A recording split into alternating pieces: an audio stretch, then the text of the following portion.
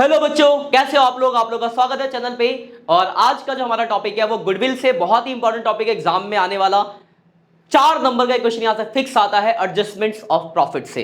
किसी भी मेथड में हो सकता है, लेकिन जनरली ज्यादातर ये एवरेज प्रॉफिट मेथड में होता है। तो हम कुछ क्वेश्चन डिस्कस करेंगे। पहले टॉपिक को समझते हैं, एडजस्टमेंट ऑफ प्रॉफिट होता क्या है, उसके बाद हम बात करेंगे। तो देखो, एडजस्टमेंट ऑफ प्रॉफिट में क्या होगा। अभी तक आपको क्वेश्चन में क्या होता था कि प्रॉफिट दिया होता था। आपको क्या होता था, प्रॉफिट दिया होता था, आप एवरेज या जो भी मेथड उस हिसाब से करते थे। लेकिन अब आपके पास क्या होगा, प्रॉफिट जो दिया होगा ना, उस प्रॉफिट के ब्रैकेट में कुछ एडजस्टमेंट्स लिखी होंगी। अब उन एडजस्टमेंट्स को एडजस्ट करना है।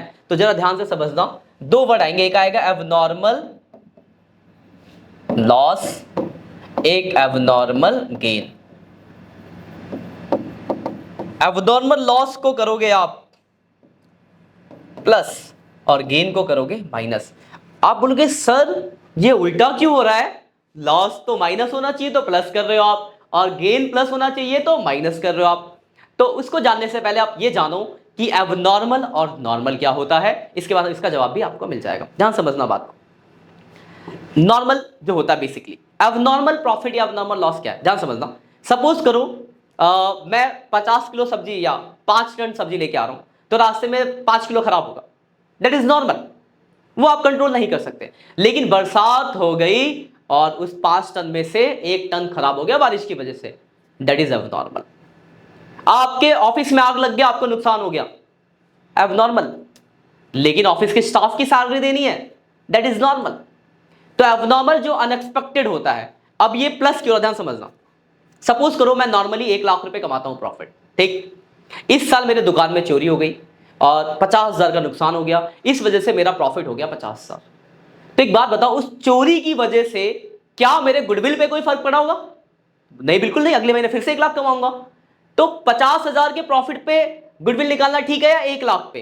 तो आपका जवाब होगा सर 1 लाख पे, क्योंकि वो तो 50,000 एबनॉर्मल लॉसेज है, चोरी की वजह से हुआ है। तो उस नॉर्मल लेवल पे जाने के लिए हम उस एबनॉर्मल लॉसेस को क्या कर देते हैं, प्लस। और इसी का उल्टा एबनॉर्मल गेन को क्या कर देते हैं, माइनस। तो जब आप यहां पे आपको एक टेबल बनानी होती है, मैं अभी क्वेश्चन में दिखाऊंगा। तो टेबल जब बनाओगे आप, तो टेबल में जो सबसे पहले इनका गिवन होगा प्रॉफिट, वो गिवन प्रॉफिट लिख लोगे।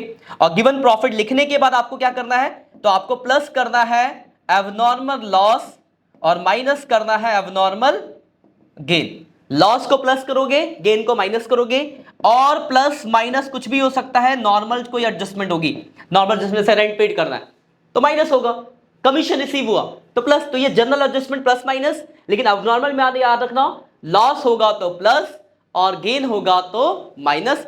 इतना करने के बाद आप यहां से निकाल लोगे एडजस्टेड प्रॉफिट। एडजस्टेड प्रॉफिट निकालने के बाद वो जो भी मेथड होगा उस मेथड से आप गुडविल निकाल दोगे।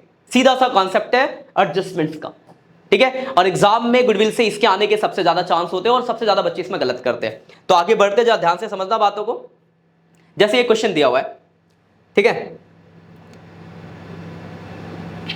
क्वेश्चन दिख रहा होगा आपको, ये क्वेश्चन आपका, ठीक है। अब इसको हम करेंगे यहां पे, ध्यान से समझना बात को। अगर आप इस क्वेश्चन को देखो, तो इस क्वेश्चन में देखो प्रॉफिट दिया, प्रॉफिट दिया, प्रॉफिट, लेकिन देखो ब्रैकेट में एडजस्टमेंट दी है। तो जो ब्रैकेट की एडजस्टमेंट्स होती है, इसी की वजह से आपको एडजस्टमेंट्स ऑफ प्रॉफिट का टॉपिक है। क्वेश्चन पढ़ते क्या लिखा है, तो लिखा है Madhu and Vidhi, Madhu and Vidhi, Madhu and Vidhi are partner sharing profit 3:2। Madhu और विधि पार्टनर का रेशियो जो 3:2 का रेशियो दिया हुआ है। They decided to admit, Mannu को एडमिट कर रहे हैं एज ए पार्टनर। अब मन्नू गिव्स 2/5 शेयर। सब बातें काम की नहीं, आप तो गुडविल के लिए लिखा है। Goodwill of the firm is valued 2 year purchase of 3 year normal average profit. मतलब एवरेज प्रॉफिट मेथड से निकालना है। पर परेशानी ये हो गई कि जो प्रॉफिट दिया था साथ में आपको कुछ एडजस्टमेंट्स दी गई है। तो ध्यान से देखना, हम बनाएंगे सबसे पहले टेबल। तो हम बनाएंगे प्रॉफिट एडजस्टमेंट टेबल। टेबल बना लेंगे, 3 साल है, 1 2 3, 3 साल कौन कौन से जरा देख लेते हैं। तो देखो 2021 20 19, 2021 2020 2019। सबसे पहले जो आपको लिखना होता है वो लिखना होता है इनका गिवन प्रॉफिट। जो भी इनका गिवन प्रॉफिट है वो आप लिख लोगे। तो गिवन प्रॉफिट अगर आप देखो पीछे, 30,000 प्रॉफिट, 80,000 का लॉस और 1 10 का प्रॉफिट। 30 प्रॉफिट, अगले में क्या था 80 का लॉस, तो लॉस है तो माइनस में, और 1,10,000 का profit.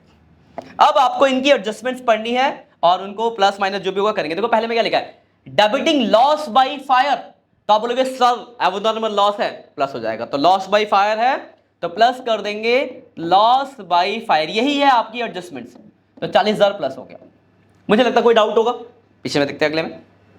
Including voluntary retirement compensation paid, तो आप बोलोगे सर ये भी लॉस है, तो प्लस कर देंगे लॉस, रिटायरमेंट कंपनसेशन पेड 1,10,000 यहां प्लस हो गया। तीसरे में देख लेते हैं क्या लिखा हुआ है।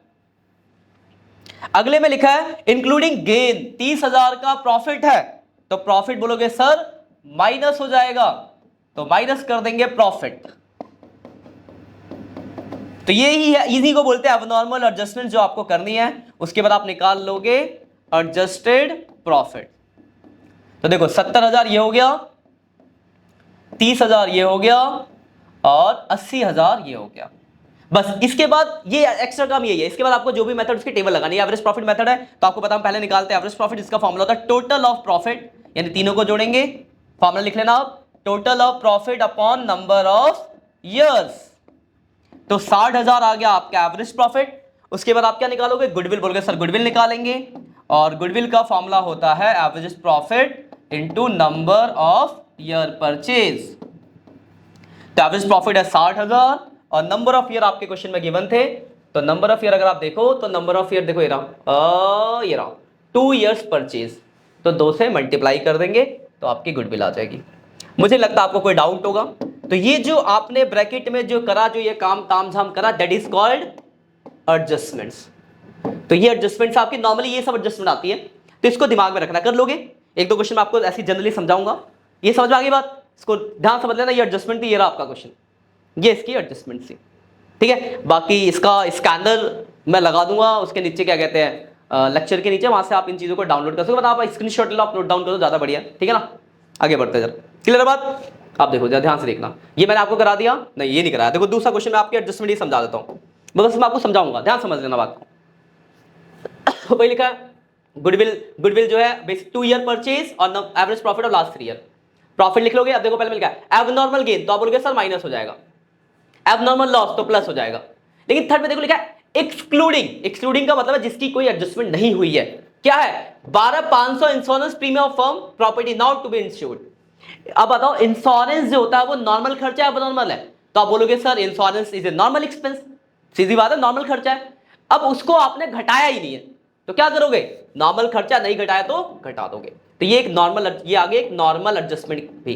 तो नॉर्मल एडजस्टमेंट और एबनॉर्मल में ध्यान रखना, तो ये कर लोगे। उसके बाद आगे तो आप जानते ही हो, टेबल बनाना, प्रॉफिट में एडजस्टमेंट टेबल करना, उसका गुडविल निकालना। और इसका आंसर क्या आएगा वो मुझे आप कमेंट करके बताओ। I am waiting for your comment. अगले की तरफ बढ़ते हैं क्योंकि कुछ और भी एडजस्टमेंट्स आएंगी। आप देखो सम इंपॉर्टेंट एडजस्टमेंट्स। तो देखो 3 इंपॉर्टेंट एडजस्टमेंट जो आपको मैं बता रहा हूं, जरा ध्यान समझ लेना। इसके बाद मैं आपको क्वेश्चन भी कराऊंगा। एक एडजस्टमेंट तो ये आपका क्लोजिंग स्टॉक का। क्लोजिंग स्टॉक, इसमें 2 बातें होंगी, ओवर वैल्यूड और अंडर वैल्यूड। ओवर समझ गया तो अंडर भी इसके साथ ही समझ जाओगे। अब एक दो closing stock, over valued. Closing stock आपने ज्यादा लिखा, देखो बहुत सीधा सा कॉन्सेप्ट है, मैं साइड में लिखा, उसको मिटा दूंगा मैं, ध्यान से समझ लेना बात। आप ट्रेडिंग अकाउंट बनाते हो, 11th क्लास में आपने पढ़ा ट्रेडिंग अकाउंट बनाना। यहां पे आता है आपका सेल्स, यहां आता है क्लोजिंग स्टॉक, यहां आता है ओपनिंग स्टॉक, यहां आता है आपका ग्रॉस प्रॉफिट और बाकी परचेज वर्चेज आता है। देखो अगर ये क्लोजिंग स्टॉक मान लो 100 रुपए है, ये 1000 है, और ये सब मिला के कुल मिला के जो भी चीज आती है मिला के मान लो 900 है, तो ये 200 आ गया, ठीक है ना। अगर मैं इसको बढ़ा के 200 कर दूं तो आपके बढ़ जाएगा। यानी मैं एक सीधी सी बात बोल सकता हूं कि अगर मैं क्लोजिंग स्टॉक को बढ़ाऊं तो मेरा प्रॉफिट भी बढ़ेगा, क्लोजिंग स्टॉक को कम करूं तो मेरा प्रॉफिट भी कम होगा। ये बात क्लियर है, बस इस चीज को दिमाग में रखना। तो जैसे ही मैं क्लोजिंग स्टॉक को बढ़ाऊंगा मेरा प्रॉफिट बढ़ेगा, तो ठीक करने के लिए माइनस, कम करूंगा प्रॉफिट कम होगा, ठीक करने के लिए प्लस। ये बात क्लियर है। जब एक सिंगल साल का दिया, इसी का उल्टा हो जाएगा आपका ओपनिंग स्टॉक में। ओपनिंग स्टॉक अगर ओवर वैल्यूड होगा, क्योंकि ओपनिंग स्टॉक अपोजिट साइड है तो ओवर ज्यादा, तो प्रॉफिट कम, ठीक करने के लिए प्लस। वही अंडर वैल्यूड होगा तो आप बोलोगे सर माइनस। इतनी बात आपको समझ आ गई। तो जब एक सिंगल ईयर का प्रॉफिट दिया होगा तो याद रखना क्लोजिंग स्टॉक अगर ओवर वैल्यूड है तो माइनस कर देंगे, अंडर वैल्यूड प्लस, इसका उल्टा ओपनिंग स्टॉक में आ गया। अब इसी का बहुत ही ज्यादा इंपॉर्टेंट बात ध्यान रखना, मल्टीपल ईयर है, एक से ज्यादा साल है, जैसे 2010, 2011, 2012। अब यहां मान लो 2011 का हम क्लोजिंग स्टॉक की बात कर रहे हैं, चांस समझना 2011 का क्लोजिंग स्टॉक क्या है, ज्यादा है, ओवर वैल्यूड है, तो ज्यादा है तो आप माइनस करोगे, ओवर वैल्यूड की बात करो मैं, ठीक है ना, ओवर वैल्यूड में ले रहा हूं, अंडर वैल्यूड इसका उल्टा हो जाएगा। तो 2011 का क्लोजिंग स्टॉक ज्यादा है तो 11 से माइनस करोगे। और एक बात बताओ, जो 2011 का क्लोजिंग स्टॉक होगा वो 2012 का क्या होगा, तो बोलोगे सर ओपनिंग स्टॉक, तो ओपनिंग स्टॉक ज्यादा तो अगले में प्लस, तो दो इफेक्ट पड़ेगा। अगर क्लोजिंग स्टॉक किसी साल में ज्यादा है, मल्टीपल ईयर दिए गए, तो उस ईयर में माइनस तो अगले में प्लस, वही अंडर होगा तो इसमें प्लस तो अगले में माइनस, आगे की तरफ कैरी फॉरवर्ड होगा, आगे की तरफ याद रखना आगे की तरफ जाएगा। वही ओपनिंग स्टॉक अगर होता तो भी जरा ध्यान रखना, सपोज करो 2011 का ओपनिंग स्टॉक ओवर वैल्यूड ज्यादा है, ओपनिंग स्टॉक ज्यादा तो प्लस करना पड़ेगा।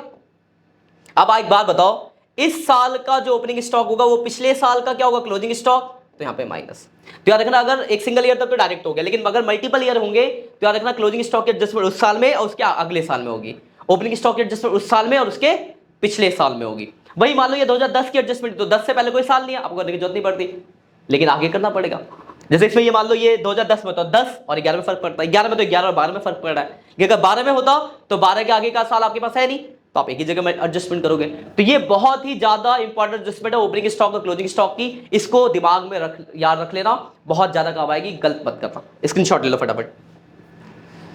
अब जैसे एक छोटा सा क्वेश्चन है, मैं कराने की जरूरत तो पड़ेगी नहीं, छोटा क्वेश्चन है, सीधा लिखा है प्रॉफिट है 1 लाख रुपए का, 1 लाख का आपको प्रॉफिट दिया हुआ है, और लिखा है under valuation of stock. Simple stock लिखने का मतलब होता है कि साल के एंड की स्टॉक बात कर रही, क्लोजिंग स्टॉक की बात करी जा रही है। अंडर वैल्यूएशन यानी कम है तो क्या करना पड़ेगा, प्लस, यानी प्रॉफिट हो जाएगा 1,40,000, 1,40,000 का प्रॉफिट हो गया। कैपिटल आपको दिया, नॉर्मल रेट ऑफ रिटर्न दिया है, गुडविल निकालना है, निकाल लोगे आप सुपर प्रॉफिट मेथड से। तो ये इस तरीके से क्वेश्चन आ सकता है, कर लोगे आप। इसका भी आंसर आपको कमेंट करके बताना है कि इसका आंसर क्या आ रहा है, बुक का ही क्वेश्चन है ये आपका, ठीक है, कमेंट करके जवाब देना, मैं आपके कमेंट का वेट करूंगा कि आंसर आ रहा बताते हो आप। एक आखिरी क्वेश्चन रह गया था, इसमें आपको एक नया एडजस्टमेंट मिलेगा बच्चों, जो ध्यान से देखना। अगर आप इस क्वेश्चन में देखो तो आपको 4 साल का प्रॉफिट गिवन है, आपको वही निकालना है एवरेज प्रॉफिट मेथड से। अगर ध्यान से देखो तो लिखा है 2 year purchase average profit of last 4 year, ठीक है, 4 साल का प्रॉफिट गिवन है। लेकिन देखो पहली दो एडजस्टमेंट आप जानते हो, एबनॉर्मल गेन, एबनॉर्मल लॉस, एक ये नई एडजस्टमेंट है, तो इसको हम जरा डिटेल में समझेंगे। पहले इसका फॉर्मेट बना लेते हैं जरा। 4 साल है 2017, 18, 19, 20, प्रॉफिट एडजस्टमेंट टेबल बनाएंगे हम, प्रॉफिट एडजस्टमेंट टेबल। 4 साल है आपका, 1 साल, 2 साल, 3 साल और 4 साल। अगर आप डेट देखो तो पहला है आपका 31 मार्च 2017, 31 मार्च 2017, 2018, फिर 2019 और 2020। पहले कर लेते फिर आखिरी पॉइंट को डिस्कस करके, बहुत इंपॉर्टेंट है। पहले प्रॉफिट देखो, पहले साल में 70, फिर 1 लाख, फिर माइनस का 55, फिर 1,44, 70, 1 लाख। गिवन प्रॉफिट लिखते हैं हम पहले, गिवन प्रॉफिट कितना है पहला, 70, फिर 1 लाख, 70,000, 1 लाख। अब देखो उसके बाद देखो माइनस 55,000, मतलब लॉस है, तो ब्रैकेट में आ जाएगा 55,000 और लास्ट में 1,44,000 का प्रॉफिट। अगर आप ध्यान से देखो तो पहली दो एडजस्टमेंट्स तो वही पुरानी है, आप जानते हो। पहले एडजस्टमेंट लिखिए एबनॉर्मल गेन 10,000, कब है, 31 मार्च 2017, यानी 17 में आएगा। और गेन क्या होता है, तो बोलोगे सर गेन होता है माइनस, तो माइनस कर देंगे एबनॉर्मल गेन। अमाउंट कितना था इसका, 10,000, तो 10,000 यहां से माइनस हो गया। मुझे नहीं लगता इसमें किसी बच्चे को कोई डाउट होगा, क्लियर है। अगला देखो, एबनॉर्मल लॉस है 20,000 का, कब है, 2018 में। लॉस प्लस होता है, तो 2018 में 20,000 हम प्लस कर देंगे, एबनॉर्मल लॉस प्लस हो जाएगा एबनॉर्मल लॉस। अब जरा ध्यान से देखना, ये जो थर्ड एडजस्टमेंट है ये एक नया एडजस्टमेंट है। इससे पहले मैंने ओपनिंग स्टॉक क्लोजिंग स्टॉक की ओवर एडजस्टमेंट वाली वैल्यू बताई थी कि over closing stock over valued, under valued, opening stock over valued, under valued. एक वो इंपॉर्टेंट टॉपिक है और एक ये लास्ट वाला। और इसको समझते क्या बोला गया, लिखा है repair to car amount to 50,000 was wrongly debited to vehicle account, और एक डेट दी हुई है, डेट दी है 1 जून 2018 है। आप खुद समझो 1 जून, ये 31 मार्च 2018 खत्म हुआ, 1 जून 2018 इसमें आएगा, 1 जून 2018, तो साफ सीधी बात है इस वाले साल में आएगा, क्योंकि ये जो साल है आपका ये स्टार्ट होगा 1 अप्रैल 2018 से लेकर 31 मार्च 2019, तो ये बात क्लियर है कि इस वाले में आएगा। चलो ठीक है, अब हुआ क्या, तो लिखा है repair of car amount to 50,000 was wrongly debited to vehicle account. आपने कार रिपेयर कराया और गलती से व्हीकल में लिख दिया रॉन्गली। आप खुद बताओ, अगर हम रिपेयर कराएंगे तो repair is expense but we treat as car, vehicle मतलब एसेट्स, एक खर्चे को हमने एसेट्स मान लिया। तो ये एडजस्टमेंट को ध्यान से देखना, खर्चे को एसेट्स मान लिया। मैं अगले पेज पे लिख देता हूं, इसमें दो वैरायटी आएंगी। पहला आपके क्वेश्चन में जो है कि एक्सपेंस को आपने एसेट्स मान लिया, और दूसरा आएगा इसी का उल्टा कि अगर आप एसेट्स को एक्सपेंस मान लो। पहले अपने क्वेश्चन वाला समझते हैं, आपने एक खर्चा किया और गलती से उसको एसेट्स मान लिया। एक बात बताओ, इससे आपके प्रॉफिट पे क्या फर्क पड़ा होगा? एक खर्चा हुआ मान लो 50,000 का, आप उसको एसेट्स मान लो। खर्चे को जैसे ही आपने एसेट्स माना तो आपने पीएनएल में तो उसको दिखाया नहीं, बैलेंस शीट में दिखाया होगा, साफ सीधी बात है। तो इससे आपका खर्चा कम दिखाया, खर्चा कम दिखाया तो आपका प्रॉफिट क्या हो गया होगा? तो बोलोगे सर जैसे ही आपने खर्चे को एसेट्स माना, आपने खर्चा कम दिखाया तो हमारा प्रॉफिट बढ़ गया होगा। तो ठीक करने के लिए प्रॉफिट में से माइनस करना पड़ेगा। तो जो एसेट्स की वैल्यू होगी उसको हम उस साल के प्रॉफिट में से क्या कर देंगे? माइनस कर देंगे। इतना। इसी में देखो इसके नीचे और भी एडजस्टमेंट दिया है कि हम उस पर जो डेप्रिसिएशन लगाते थे वो 12% लगाते थे स्ट्रेट लाइन मेथड से। अब एक बात बताओ, जब हमने उसको खर्चे को एसेट्स माना तो डेप्रिसिएशन लगाया, लेकिन जब वो खर्चा तो डेप्रिसिएशन तो लगना नहीं चाहिए, तो ये प्लस, तो डेप्रिसिएशन जो होगा वो आपका माइनस हो, ये माइनस हो प्लस हो जाएगा इस साल, और इसके आगे जितने भी साल होंगे हर साल में प्लस होगा। तो पहली ट्रीटमेंट, अगर आप किसी एक्सपेंस को एसेट्स मानते हो, खर्चे को एसेट्स माना तो आपका प्रॉफिट ज्यादा हुआ तो उस वैल्यू को प्रॉफिट से घटा देंगे, और उस साल और उसके आगे जितने भी कैरी फॉरवर्ड ईयर होंगे उन साल पे आप डेप्रिसिएशन प्लस करोगे। ये माइनस तो ये प्लस। इसी का उल्टा, अगर आप एसेट्स को एक्सपेंस मानोगे तो एसेट्स को जब आप एक्सपेंस मानोगे, मतलब एक प्रॉपर्टी खरीदी और खर्चे में दिखा दिया, फालतू का खर्चा दिखाया तो आपका प्रॉफिट कम हो गया, तो ठीक करने के लिए हम उसको एसेट्स को प्रॉफिट में क्या करेंगे? प्लस करेंगे। तो प्लस करेंगे प्रॉफिट में, और डेप्रिसिएशन, एसेट्स को एक्सपेंस मान तो डेप्रिसिएशन लगा नहीं होगा, तो डेप्रिसिएशन होगा आपका माइनस उस साल में, उसके आगे जितने भी कैरी फॉरवर्ड ईयर होंगे। तो दो वैरायटी आएंगी, एक्सपेंस को एसेट्स तो कॉस्ट को माइनस, डेप्रिसिएशन को प्लस, एसेट्स को एक्सपेंस तो कॉस्ट को प्लस और डेप्रिसिएशन को माइनस। दो वैरायटीज है इसमें। अब अपने क्वेश्चन पे आ जाओ, इसको बहुत इंपॉर्टेंट है, बहुत ज्यादा, वेरी वेरी इंपॉर्टेंट, लिख लो इसको, नोट डाउन कर लेना, एग्जाम में आता बच्चा गलत करके आता है। अब जैसे ये क्वेश्चन आपका, तो यहां पे लिखा है repair to car 50,000 wrongly debited to vehicle account. खर्चे को एसेट्स माना, ये वाली वैरायटी है, खर्चे को एसेट्स माना यानी आपकी ये वाली वैरायटी होगी, तो आपको प्रॉफिट से माइनस करना है। खर्चा कम दिखाया है तो प्रॉफिट से माइनस होगा, और अभी मैंने बताया था ये इस वाले साल में आएगा, तो माइनस होगा कितना? 50,000। आगे चले गए, माइनस होगा 50,000 कार एक्सपेंस, 50,000 यहां से हम क्या कर देंगे? माइनस कर देंगे। और उसके बाद मैंने बताया था कि डेप्रिसिएशन क्या होगा, तो आपने बोला था सर डेप्रिसिएशन जो होगा वो आपका प्लस होगा। Well and good, depreciation plus करेंगे। अब ध्यान से देखना, इस साल में भी लगेगा, अगली में भी। अब देखना, आपने इस साल में जो खरीदा है वो खरीदा कब है? जून में। तो इस साल जून, जुलाई, अगस्त, सितंबर, अक्टूबर, नवंबर, दिसंबर, जनवरी, फरवरी, जून, जुलाई, अगस्त, सितंबर, अक्टूबर, नवंबर, दिसंबर, जनवरी, फरवरी, मार्च, 10 महीने का डेप्रिसिएशन लगेगा। निकाल लेते, 50,000 का 12%, 10 महीने का 5,000 रुपए का डेप्रिसिएशन आ गया। तो 5,000 रुपए का डेप्रिसिएशन क्या हो जाएगा? प्लस, इसमें 5,000 डेप्रिसिएशन प्लस, और अगले में 6,000 रुपए के पूरे साल का, 12 25 60, 6,000 डेप्रिसिएशन प्लस। ठीक है, अब इसके बाद आपका निकल जाएगा, बस यही काम था, इंपॉर्टेंट था, याद रखना। एडजस्टेड प्रॉफिट निकल जाएगा, फिर टेबल तो बना ही लेंगे आप। देखो ये 60,000 हो गया, ये हो गया आपका 1,20,000, और ये हो गया माइनस का 1,00,000, है ना? देखो 1,5 प्लस का ही है, और ये हो गया 1,50,000। अब निकालेंगे सबसे पहले हम एवरेज प्रॉफिट, जिसका फॉर्मूला आप जानते हो, total of profit upon number of year. इन सबको जोड़ दो, देखो 1,20 प्लस 1,80, 1,80 प्लस 50, 1,80 क्योंकि ये माइनस होगा, 1,80 प्लस 50, 2,30, और डिवाइड बाई 4, करते कितना आ रहा है देख लेते जरा।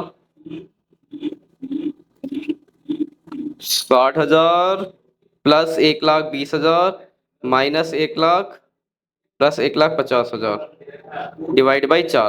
तो एवरेज प्रॉफिट आ गया 57,500। और गुडविल का फॉर्मूला आप जानते हो, average profit into number of year purchase.